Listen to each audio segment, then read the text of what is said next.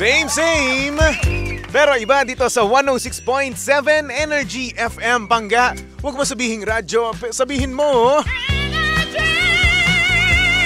oras sa buong kabuluhan. Pangga, check your time. It's now 6:29 on the clock. And today is April 11. And yes, tapos na ang maliligayang araw natin. Oo, tapos na. Tapos na ang bakasyon. Yes, nakakalungkot man isipin, pero eto na nga, balik trabaho na naman tayo, balik realidad na naman tayo na kung saan kailangan natin magtrabaho para nang sa ganoon kumita tayo ng pera, di ba? Oo, alam kong nakakatamad, alam kong gusto pa natin ng bakasyon, trust me, I know. Yung mga ganyang bagay, alam na alam ko yan. Pero syempre wala naman tayong magagawa, no, Panggano, kasi nga naman kahit na napakahaba ng ating bakasyon, kailangan pa rin talaga nating bumalik sa realidad na kung saan kailangan nating kumita ng pera para nang sa ganoon meron tayong panggastos. And yes, para rin yan sa needs and wants mo, no? Sa mga luhong mo sa buhay, sa pang-date mo, di ba? Kasi nga naman kung wala kang pang-date, di ba? Hindi ka magkakaroon ng jowa. Oh, aminin man natin sa hindi, kailangan mo ng pera. Pero kamusta naman, Pangga, no? Kamusta naman ang inyong bakasyon? Nako, balita ko, iba sa inyo nag-Boracay, nag-LU, or hindi naman kaya nag-Siargao, no? Naku, sana all nakapag-Siargao. Pero ang inyong beach body ba ay na-achieve mo nyo ba, di ba? Oo, baka naman hanggang una lang kayo, no? Sinasabi nyo nung January. Nako, this year, pagsapit ng September or hindi naman kaya ng mahal na araw ng Abril, mayroon na akong beach body. Ako, yan ang aking New Year's resolution. Ang tanong, nakamit mo ba? Baka naman katulad ni Baby Toby na kapag sinabi niya nung January na mag-workout na ako, ay nako, hindi niya pa rin gagawin. Hindi nga niya naumpisahan eh. Well, Pangga, kung hindi man, okay lang yan. At least naman nakapagpahinga ka, di ba? Nakapunta ka sa ibang lugar, di ba? Nakapagnilay-nilay ka, or hindi naman kaya nakapag-chill ka, di ba? Pero syempre sa mga Panggarin naman natin, no, na hindi nakapag-Boracay, hindi nakapag-LU, hindi nakapag-Siargao, okay lang naman dahil nga naman kung isa kayong introvert or hindi naman kaya pahinga lang talaga ang gusto nyong mangyari. Bahay lang sapat na, di ba? Ganun naman talaga ang buhay, no? Kasi may mga tao talaga na ayaw nilang gumastos. Hindi sila yung maalis talaga sa buhay, no? Yung tipong magbi-beach, di ba? Hindi sila ma-socialize, kumbaga, di ba? Katulad ni Baby Toby. Ako, ang ginawa ko nung bakasyon, kasi nga ang halos rin yun 6 days din yun, di ba? 7 days to 6 days. Ganun yung kahaba yung ating bakasyon, no? Ang ginawa ko noon, Panggano, naglaro lang ako ng Valorant, tapos nanood lang ako ng MCU and in chronological order. Ganun. Yun lang yung ginawa ko. Tapos nga pala ito, no, first time ko rin na ginawa to sa buhay ko, nag-donate ako ng dugo. Yes! Grabe. Nagulat ako sa ang laki pala nung tinutundo, yung tinutusok kapag kukuhanan ka, kapag magdo-donate ka ng dugo. Grabe. Alam niyo, sa injection pa lang, takot na ako. What more pa kaya doon, no? And yung yung kapatid ko, pinagtitripan na ako. Oo, bibidyohan ko sana, kaso nga lang bawal daw pala ang video sa ospital, kaya yun, hindi ko na na-videohan. Pero hello po sa inyo, no, sa Asian Hospital ba yun? Hospital? Kalimutan ko eh. Asian nga ata, dun sa may Philinvest ba yun? Basta dun. Kaway-kaway po sa inyo, hello po sa inyo dyan, at maraming salamat sa pagtangkilik. Sa pag-alaga sa akin, no, lalong-lalo na kay Colleen. Nakalimutan ko apelyido niya. Basta yung Colleen. Pero hindi Mama Colleen, ha? Oo, kay Colleen na nurse doon, siya yung sa akin, nag-alaga sa akin, siya yung tawag dito, nag-alalay, yung kumuha ng dugo sa akin. At napakabait nila doon, no? Oo, napakabait nila. Nagulat ako. talagang inaalagaan talaga nila ako. Tapos may libre akong tawag dito, may libre akong bread, kumbaga, tapos may juice din. Libre. Yan, alam po sa inyo, no? Pero nakakahilo daw yun, pero hindi man ako nahilo. Ewan ko kung bakit. Natakot lang talaga ako nung una. Natakot ako kasi ang haba nung sinearch ko yung needle sa internet. Napakalaki, Brad. Ayun, natakot ako, Brad. Pero yun na nga, nakaya ko naman at awa ng Diyos, hindi naman ako hinimatay. Mga pangga, good morning po sa inyo lahat. At syempre mga pangga, kasama nyo pa rin at galandian ang hot baby boy ng radyo. Walang iba kung hindi si Baby Toby na makakasama nyo hanggang alas 8 ng umaga. Syempre ang eksaktong oras natin yun, 6:34 on the clock. At ang oras na ito ay saktong-sakto para magbasa na tayo ng pabati nyo sa radyo, di ba? Simulan na natin ang shoutout sa umaga. I-shout out mo na yan!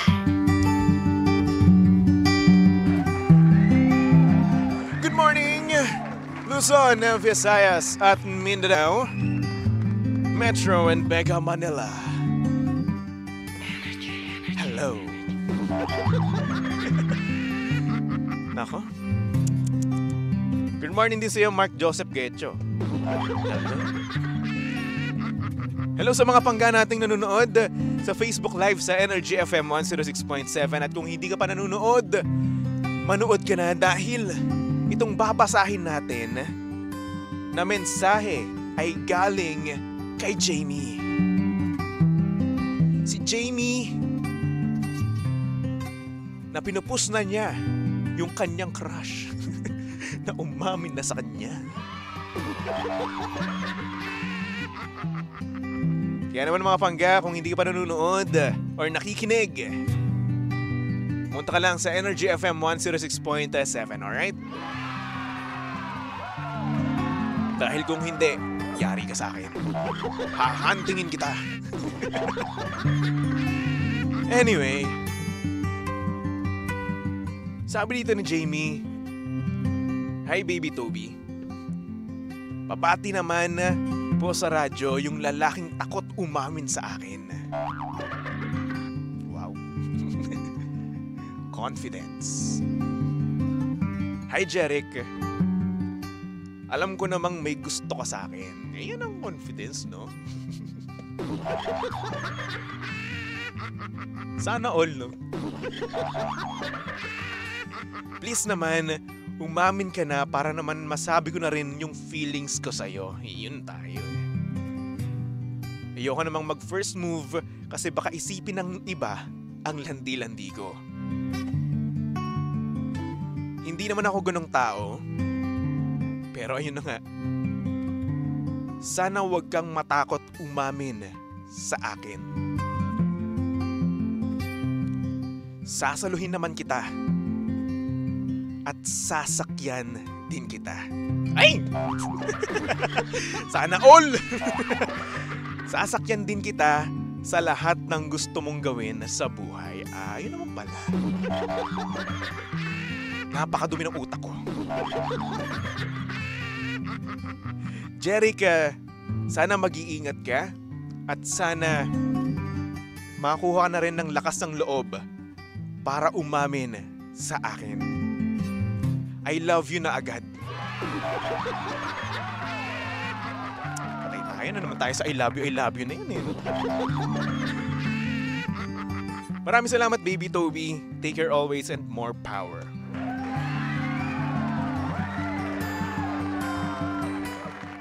Grabe, no? Abi yung lakas ng no? Self-confidence, no? Taas. Pero wala naman tayong magagawa, no? Baka nga naman talaga, sure na talaga siya na alam niya or hindi naman kayo may nagsabi talaga sa kanya na may gusto sa kanya itong si Jeric, no? Sabi ni Mark Joseph Getcho sa comment section, talo ako sa confidence niya. Baka naramdaman agad. Pero tayo, no, mga pangga, hinay-hinay tayo, no? Oo, kasi nga, baka naman kasi mamaya, ganun lang talaga siya, di ba?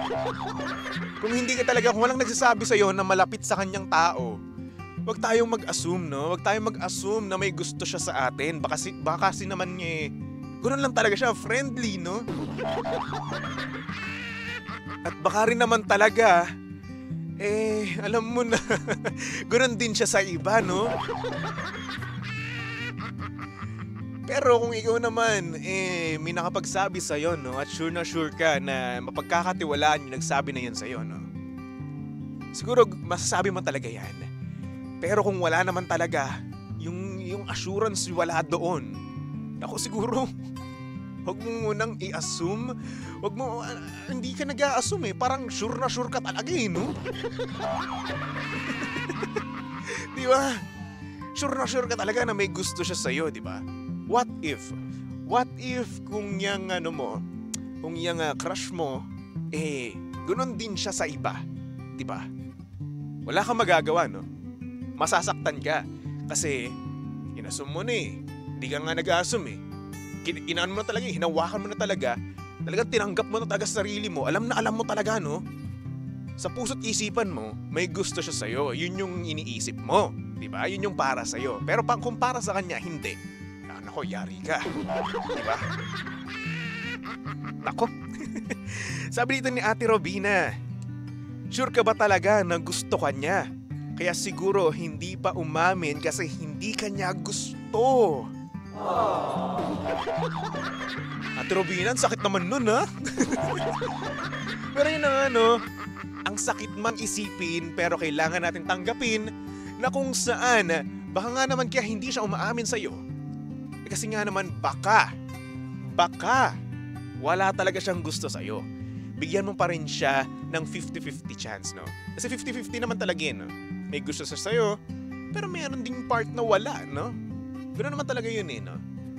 Kasi hindi naman talaga tayo 100% sure na may gusto sa atin yung taong gusto natin, di ba? Baka si mamaya, ang nangyayari, may gusto ko lang talaga sa kanya, kaya mo binibigyan ng meaning yung mga bagay na ginagawa niya sa'yo. Ganoon naman kasi lagi, no? Aminin man natin sa hindi.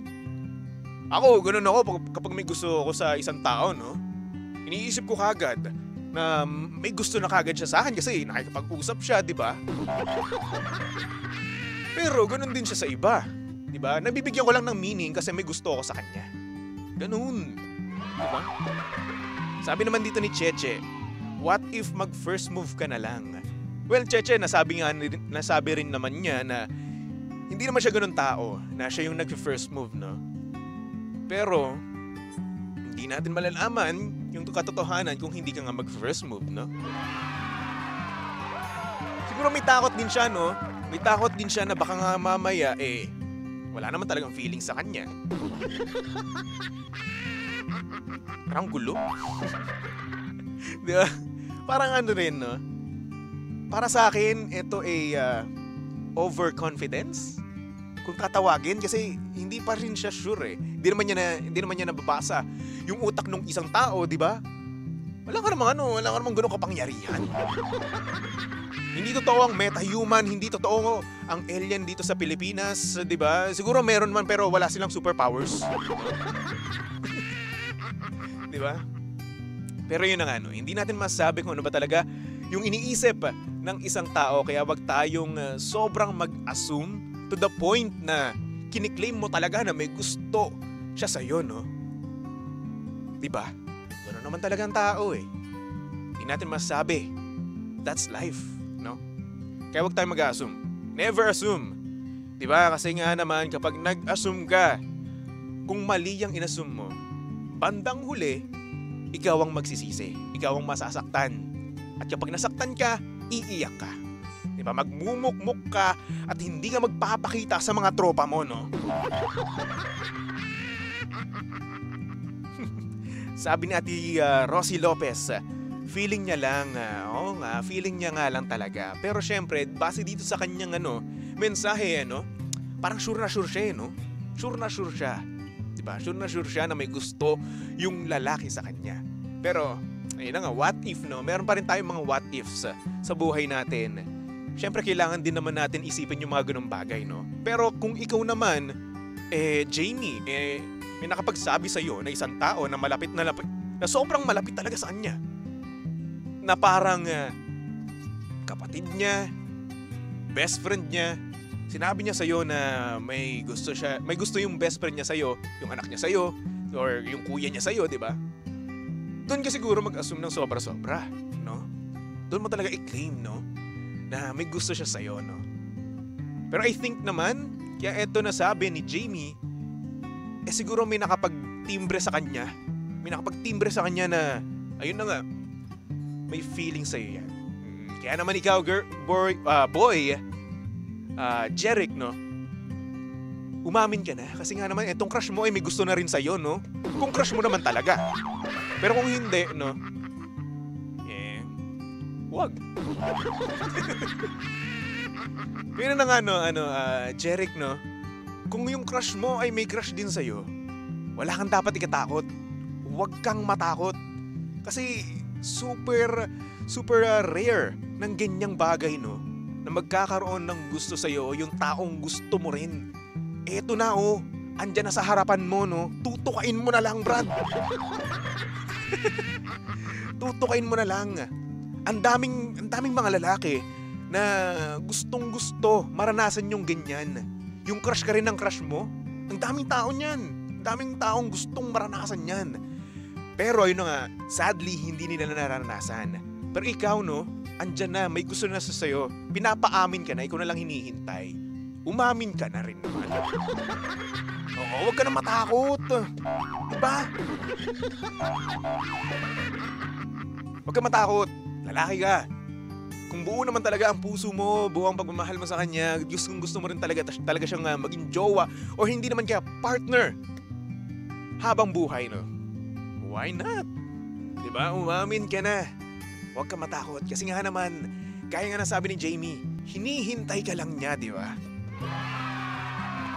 Kaya Jeric, this is your sign.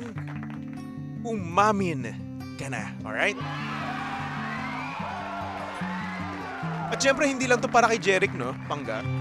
Para rin to sa mga pangga natin na natakot na umamin sa kanilang mahal sa buhay, no?